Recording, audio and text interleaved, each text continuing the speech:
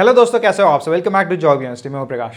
इस वीडियो में हम बात करने वाले हैं रेलवे टीसी के बारे में। टीसी के अलावा और कौन कौन सी पोस्ट रहती है जहां आप अप्लाई कर सकते हो रेलवे में और रेलवे डिपार्टमेंट ज्वाइन कर सकते हो, उसके बारे में इस वीडियो में मैं बात करूंगा। देखिए, आरआरबी एनटीपीसी, एनटीपीसी का मतलब हुआ नॉन टेक्निकल पॉपुलर कैटेगरी। तो इसमें 2 लेवल में आपका सिलेक्शन होता है। लेवल जो 12th पास अगर आपने किया हुआ है तो उसके लिए कौन कौन सी पोस्ट रहती है, अगर आपने ग्रेजुएट किया हुआ है, ग्रेजुएशन किया हुआ है तो उसके लिए कौन कौन सी पोस्ट रहती है, उसके बारे में मैं आपको डिटेल में बताऊंगा। साथ ही साथ बात करेंगे यहाँ एनटीपीसी, आरआरबी एनटीपीसी या रेलवे एनटीपीसी में अप्लाई करने की क्या डेट रहने वाली है, ऑफिशियल क्या इन्फॉर्मेशन है वो भी मैं आपके साथ शेयर करूंगा। साथ ही साथ बात करेंगे यहाँ सिलेक्शन प्रोसेस कैसा रहता है एंड यहाँ ज्वाइन करने के बाद किस पोस्ट में आपको कितनी सैलरी मिलती है, उसके बारे में भी मैं आपको इस वीडियो में बताऊंगा। तो चलिए वीडियो को शुरू करते हैं। तो सबसे पहले बात करते हैं रेलवे टीसी के बारे में। तो ये जो टीसी की पोस्ट होती है, ट्रेन क्लर्क इसे कहा जाता है, या फिर बहुत सारे लोग इसे टिकट चेकर भी कहते हैं, या टीटीई ट्रेन टिकट एग्जामिनर भी इसे कहा जाता है इस पोस्ट को।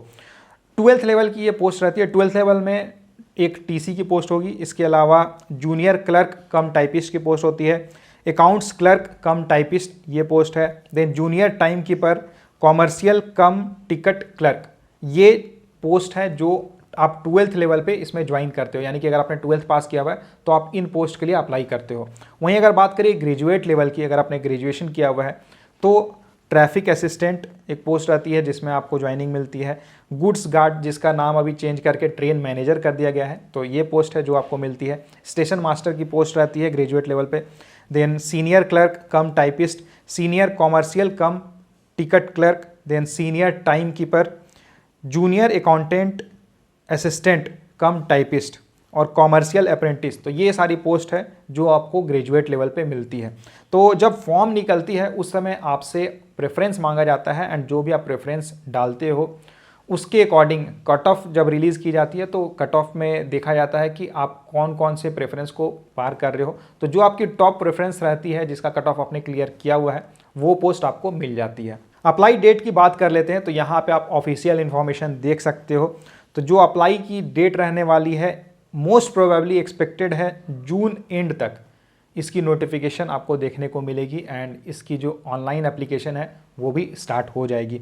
सिलेक्शन का जो प्रोसेस है क्या रहता है, क्या कौन कौन से टॉपिक्स है जिनसे क्वेश्चंस पूछे जाते हैं, कौन कौन से सेक्शंस है जिससे क्वेश्चन पूछे जाते हैं, उसके बारे में मैं आपको बताता हूँ।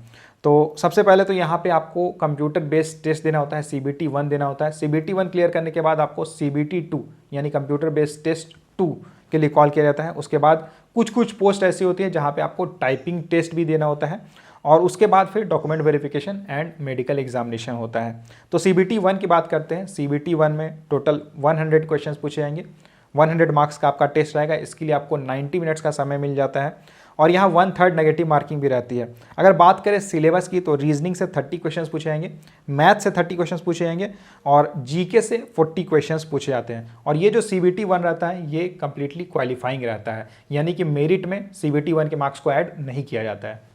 CBT 1 क्वालिफाई करने के बाद आपको CBT 2 देना होगा। तो CBT 2 में टोटल 120 क्वेश्चंस पूछे जाएंगे, 120 क्वेश्चंस पूछे जाएंगे, 120 मार्क्स का आपका टेस्ट रहता है। इसके लिए भी आपको 90 मिनट्स का समय मिलता है और यहाँ 1/3 नेगेटिव मार्किंग आपकी रहेगी।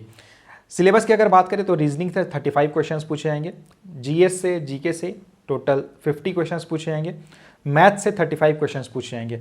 और यहाँ पे आप CBT 2 में जो आप मार्क्स स्कोर करोगे उसी के बेसिस पे मेरिट लिस्ट बनती है। तो इसलिए CBT 2 में आपको मैक्सिमम मार्क्स स्कोर करना होगा। CBT 2 क्वालिफाई करने के बाद आपको टाइपिंग के लिए कॉल किया जाता है और टाइपिंग टेस्ट जो होती है वो कुछ स्पेसिफिक पोस्ट के लिए होती है। जैसे कि मैंने आपको यहाँ पे जो पोस्ट बताए थे, तो जहाँ भी टाइपिस्ट से रिलेटेड कोई काम रहता है उस पोस्ट में अगर आपने अप्लाई किया हुआ है तो आपको टाइपिंग के लिए बुलाया जाएगा। और जो टाइपिंग रहती है उसमें इंग्लिश या हिंदी आपके पास ऑप्शन रहता है। इंग्लिश में टाइपिंग आप कर सकते हो या फिर हिंदी में टाइपिंग कर सकते हो, किसी एक लैंग्वेज में ही आपको टाइपिंग करनी है। और 30 वर्ड इंग्लिश में अगर आप टाइपिंग करना चाहते हो तो 30 वर्ड्स पर मिनट की आपकी स्पीड रहनी चाहिए। हिंदी के लिए 25 वर्ड्स पर मिनट की आपकी स्पीड रहनी चाहिए।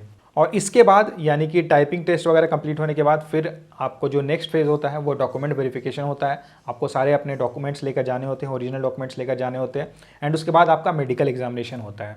चलिए अब बात करते हैं सैलरी की, कि 12th लेवल पे किन किन पोस्ट में आपको कितनी सैलरी मिलती है और ग्रेजुएट लेवल पे किन किन पोस्ट में आपको कितनी सैलरी मिलती है। तो पहले 12th लेवल पे जो पोस्ट है उसके बारे में बात करते हैं। तो जूनियर क्लर्क कम टाइपिस्ट, इसकी बेसिक पे 19,900 रहती है।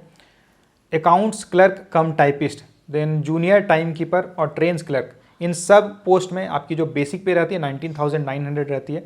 और कॉमर्शियल कम टिकट क्लर्क, इस पोस्ट में आपकी बेसिक पे 21,700 रहती है। अगर बात करें ग्रेजुएट लेवल की जो पोस्ट है उसके बारे में, तो ट्रैफिक असिस्टेंट की जो बेसिक पे रहती है 25,000 रहती है। इसके अलावा अगर बात करें गुड्स गार्ड या senior commercial cum ticket clerk की जो पोस्ट है, then senior clerk cum typist की पोस्ट है, सीनियर टाइम कीपर की पोस्ट है, junior account assistant cum typist की पोस्ट है। इन सारे पोस्ट में आपकी जो बेसिक पे रहेगी 29,200 रहेगी। इसके अलावा जो पोस्ट है कॉमर्शियल अप्रेंटिस की और स्टेशन मास्टर की, इसमें आपकी जो बेसिक पे रहती है सबसे ज़्यादा रहती है 35,400 आपकी बेसिक पे रहेगी। अगर ओवरऑल हम बात करें तो इसके ये तो आपकी बेसिक पे हो गई। बेसिक पे के अलावा आपको डियरनेस अलाउंस मिल जाता है, डीए यानी महंगाई भत्ता, ट्रांसपोर्ट अलाउंस आपको मिलता है, हाउस रेंट अलाउंस यानी एचआरए आपको मिल जाता है, पेंशन स्कीम आपको मिलती है, साथ ही साथ आपको मेडिकल बेनिफिट्स मिल जाते हैं। और रेलवे में सबसे अच्छी बात यह रहती है कि जब आप रेलवे में ज्वाइन करते हो तो रेलवे में आपको रेलवे की फैसिलिटी भी मिलती है, यानी कि आपको एक पास मिल जाता है जिसके थ्रू आप नॉर्मली टिकट जब आप कराते हो तो आपको काफ़ी कम रेट में टिकट्स आपको मिल जाते हैं आपके लिए एंड आपकी फैमिली के लिए। तो इस तरह की बहुत सारी बेनिफिट्स रेलवे में आपको मिल जाती है। अगर यहाँ बात करें सैलरी की, तो जो सबसे ज़्यादा सैलरी रहती है अगर ग्रेजुएट लेवल पे हम बात करें तो जो ट्रेन मैनेजर की जो सैलरी रहती है वो सबसे ज़्यादा रहती है, क्योंकि यहाँ पे कैलकुलेशन किया जाता है कि आप कितना ज़्यादा ओवर टाइम कर रहे हो, कितने किलोमीटर्स आप ट्रैवल कर रहे हो, क्योंकि ट्रेन मैनेजर का काम रहता है ट्रेन के अंदर रहना। तो उसमें आपकी जो सैलरी रहती है ये लगभग 80,000 से लेकर 1 लाख तक बन जाती है, या कभी हुई उससे ज़्यादा भी। मतलब कुछ अगर आप देखोगे जहाँ ज़्यादा काम करना होता है तो वहाँ पे आपकी जो सैलरी रहेगी 1 लाख से ज़्यादा भी आती है। तो सैलरी काफ़ी अच्छी यहाँ पे आपको मिलती है।